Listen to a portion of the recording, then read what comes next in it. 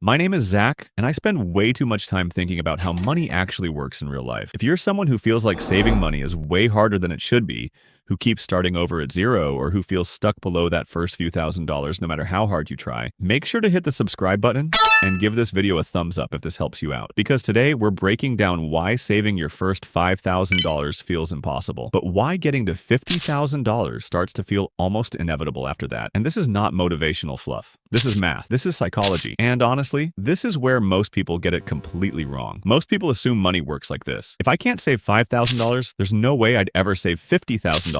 That sounds logical. It feels intuitive, and it is completely backwards. In reality, money works like this. The first $5,000 requires the most effort, the most discipline, and the most behavioral change. Every dollar after that gets easier. Now, you might be thinking, Zach, that makes no sense. $50,000 is literally 10 times more money. I get it, but stick with me, because once you see the mechanics behind this, you'll never think about saving the same way again. Why the first $5,000 is so hard. The real reasons. 1. You're fighting gravity at zero. Here's what most people don't realize. When you have $0 in savings, money is actively working against you. Any unexpected expense, car repair, medical bill, flight home, rent increase, doesn't come out of savings. It goes on a credit card. According to the Federal Reserve, nearly 37% of Americans can't cover a $400 emergency without borrowing money. That means every time life happens, you're not just set back, you're pushed further behind. So when you try to save your first $5,000, you're not building upward. You're constantly digging yourself out of holes. That's exhausting. 2. Every dollar has a job, and they're all taken. When you're living paycheck to paycheck,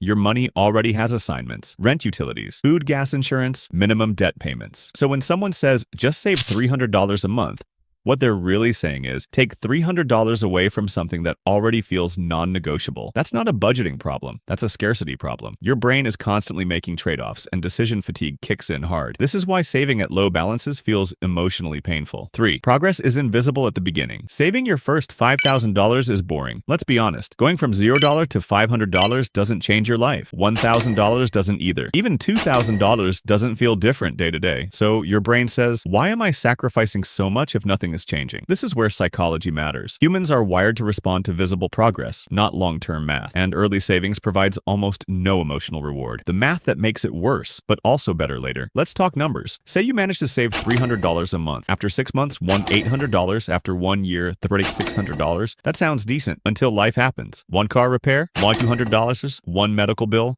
$900. Suddenly, you're back under $2,000 again. This creates the illusion that saving doesn't work. But here's what most people don't realize. What changes after $5,000? Once you cross roughly $5,000 in savings, something very important happens. You stop reacting to money and start controlling it. 1. Emergencies. Stop being financial disasters. That same $200 car repair, it's annoying, but it doesn't wipe you out. No credit card, no interest, no spiral. This alone accelerates future savings more than people realize. Your brain switches modes. This is where it gets really interesting. Psychologists call this the shift from scarcity thinking to stability thinking. When money is scarce, your brain focuses on survival. Short-term decisions, immediate relief, emotional spending. Once you have a buffer, your brain starts thinking, planning, optimization, opportunity. You stop asking, can I afford this? And start asking, is this worth it? That shift is massive. 3. Your savings stop resetting to zero. Below $5,000, setbacks erase progress. Above $5,000, setbacks just slow you down. That's the difference. Why $50,000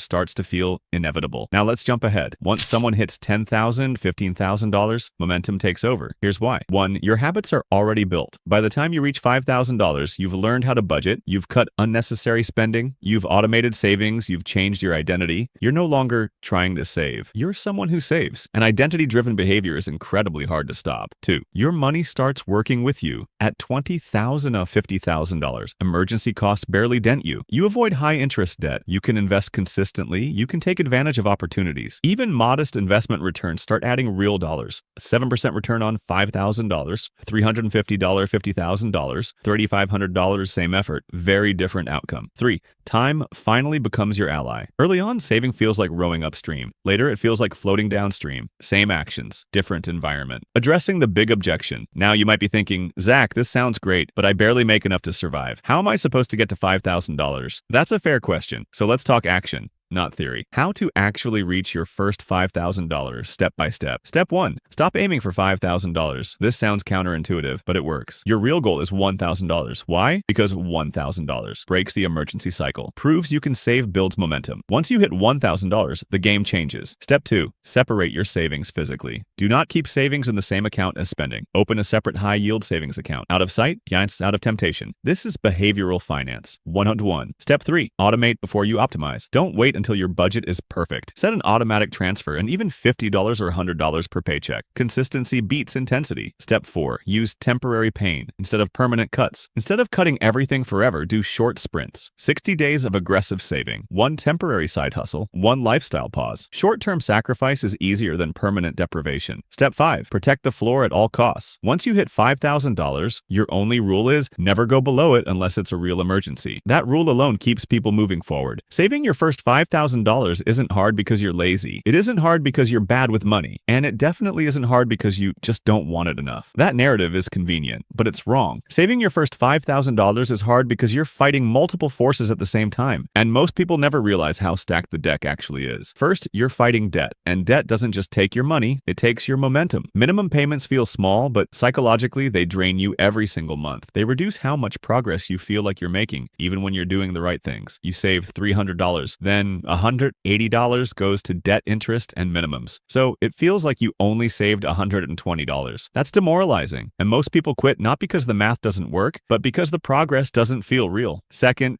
you're fighting instability. When you don't have savings, every unexpected expense becomes a crisis. Your finances aren't fragile, they're reactive. You're not planning your money, you're responding to it. One month it's the car, next month it's medical bills, then rent goes up, then your hours get cut. So even when you save, it doesn't stick. That's not failure, that's living without a buffer in a world that constantly demands one. Third, you're fighting psychology. This is the part no one talks about enough. When money is tight, your brain shifts into short-term survival mode. You don't optimize, you don't plan, you don't think long-term, you seek relief. That's why small treat-yourself purchases feel necessary. That's why budgeting feels restrictive instead of empowering. That's why saving feels like deprivation instead of progress. Your brain isn't broken. It's doing exactly what it evolved to do under scarcity. Fourth, you're fighting a system that was never designed to help you save. Everything around you pushes spending. One-click purchases. Buy now, pay later. Lifestyle inflation. Subscription creep, social pressure to keep up. Meanwhile, saving requires delayed gratification, boring consistency, saying no repeatedly and getting almost no immediate reward. That's not an even fight. So if saving your first $5,000 feels exhausting, frustrating, and unfair, that's because it is. But here's the part that changes everything. Once you break through that $5,000 barrier, the entire game flips. You stop fighting fires and start building systems. You stop relying on motivation and start relying on momentum. You stop feeling like money controls you, and start feeling like you control money. Emergencies become inconveniences. Decisions become clearer. Stress drops. Not because life gets easier, but because your margin grows. This is where it gets really interesting. Once you have momentum, it compounds emotionally before it compounds financially. You trust yourself more. You make better decisions faster. You take fewer financial risks by accident and better ones on purpose. And suddenly, $50,000 doesn't feel like a fantasy anymore. It feels like a continuation. Not because you're smarter, not because you got lucky, but because you crossed the hardest psychological and financial threshold there is. The first $5,000 isn't about the money. It's about escaping survival mode. And once you do that, everything accelerates. If you're below $5,000 right now, I want you to hear this clearly. You are not behind. You are at the hardest part. And the fact that you're even thinking about this puts you ahead of most people. If this video helped you understand money a little differently, hit the thumbs up. It really helps the channel. And if you want more honest, no BS explanations about money, saving, investing, and building real financial security, make sure you're subscribed. Because once you get past the hardest part, everything else gets easier. I'll see you in the next one.